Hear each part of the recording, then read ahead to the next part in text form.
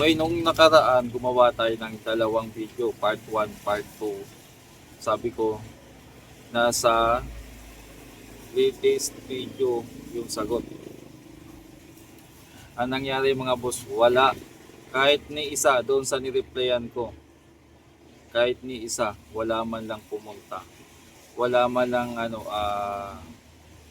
tawag dito, wala man lang sumipot or pwedeng dahil sa hindi na updated yung reply natin kasi may mga nireply tayo 1 week ago, 3 days ago, 9 days ago, so matagal na.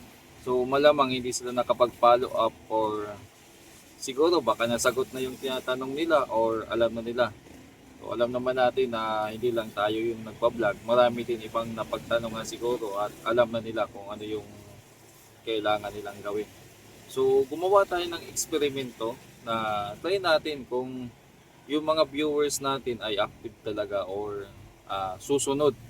Kaya sa mga tanong doon, marami-rami tayong siguro nasa kulang-kulang 50 na comments yung i-replyan natin, tapos ang reply natin ay nasa latest video yung sagot. So malamang tansya ko doon, baka yung iba na inainis o na bad trip. Kasi isipin mo naman nagtatanong ka ng maayos, sasagutin ka ng ng auto na nasa latest video ang sagot. Ewan ko kung nabasa nila o ano. So sa mga hindi nakabasa, hindi ko na uulitin yan kasi pinanood natin yung viewership. May mga nanood, may mga pumunta, wala man lang nag-comment. Sabi ko nga, kung mabasa nyo itong comment ko dito, ibig sabihin pumunta kayo. So wala. May nag-comment, isa lang, hindi naman siya related doon sa tapos may mga views din nasa 39, yung isa 47. So wala na tayong magagawa doon kasi hanggang doon lang talaga. At least sinagot ko yung mga tanong nila kahit medyo late na medyo late na, sinagot pa rin natin. So sa ngayon mga boss ay standard tayo, may nakalabas dito na ayan, for sale. O for sale natin kasi wala tayong budget. Taka may mga binibenta din pala ako dito na amplifier. Sa mga gustong bumili, meron tayong mga integrated amplifier andito.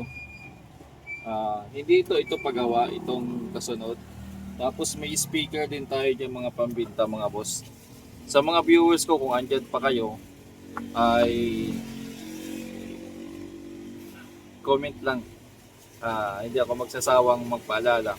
At from time to time mag-upload tayo ng mga video dito. Tuloy natin kasi parang napabayaan na rin natin tong yung channel na to.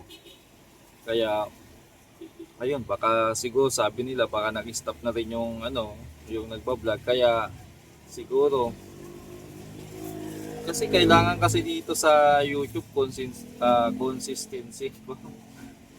Consistent ka sa pag-upload. Kung nag-upload ka ng alas 5 ng hapon, daily, kailangan magawa mo yan tuloy-tuloy. So, daily ka mag-upload para yung viewers naman ay may aabangan sa'yo lagi. Kung weekly ka mag-upload, weekly ka din. So, tayo, hindi tayo nakapag-consistent, ano ba yung nabubul? Consistent mag-upload. Pero, try natin. Parang nangyari kasi parang naubusan na rin siguro ako ng i-content. Pwede sigurong ganun. Gawa ng mga boss, tatlong channel yung natin, tawag dito yung sinusubaybayan natin or pinapatak. So nag-focus ako dun sa main kasi mukhang hindi rin maganda yung viewers para So subukan ko pang ma-revive. Tapos itong dalawa napabayaan natin. Pero tuloy-tuloy kasi ito talaga ginawa ko yung channel na to kapag magre-react sa mga videos na tungkol sa electronics, dapat sa mga kaya lang hindi rin natuloy gawa ng mas matrabaho or mas tawag dito yung mga reaction video kasi parang ganito dapat yan. Itong Basic Bob Reacts ay isang reaction video channel. So mag-react tayo more on electronics related. Ang nangyari, wala kasi kailangan mo mag-provide ng video, mag-research ka pa. So one man show tayo na yung director, cameraman, artist, uh, editor, lahat. So hindi kinaya kasi kung isang channel lang yung pinapatakbo ko, kung isang channel lang sana pinapatakbo ko, pwede. Yun ang ano, mga boss. Yan yung disadvantage ng marami kang YouTube channel na pinapatakbo. Tika lang, masabi, maraming channel ibig sabihin malaki ang kita. Yun nga ang problema eh. Imbis na makapokus ka sa isang channel lang para yung goal mo ay diretso. Wala. Kasi, ano eh, kumbaga, hati-hati yung ano mo. Hati-hati yung plano mo. Hindi matuloy-tuloy. Kumbaga, dapat na ibuhos mo sa ano. Actually, meron naman siyang separation o meron naman siyang distinct talaga. Ito for video reaction, yung isa naman sa mga projects at saka DIY, yung isa para sa repair. Kaya lang, hindi talaga pipili o hindi obra. So sa mga ano, yung experiment natin ay fail. Experiment fail. Yung nangyari dyan sa NASA latest video, ang sagot. So ngayon, dahil mag-upload tayo ng panibago, hindi na siya latest video. So wala na, experiment failed mga boss. Ewan ko kung bakit ganun. Siguro dahil nasa ano, yung naisip ko lang din naman eh, maaaring hindi na active yung mga viewers ko or baka nga dahil ano, maulan mga boss, ang lakas ang ulan. Ayun oh. So, sobrang lakas ng ulan ngayon. Kaya siguro ganun yung nangyari. Late na ako mag-reply. Dapat kasi within a day, ma-replyan ko yung mga tanong. Baka wala na, hindi na interested yung mga viewers natin. So, may ano, kumbaga may pagkukulang sa side ko.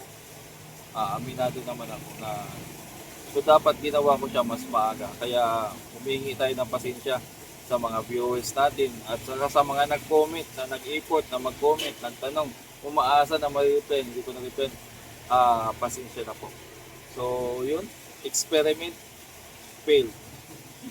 Yun, sa mga pambinta ko andyan. Okay, paalam mga boss at kita-kita tayo bukas kung medyo may time, gawa tayo ng kahit maiksing video. Maraming salamat.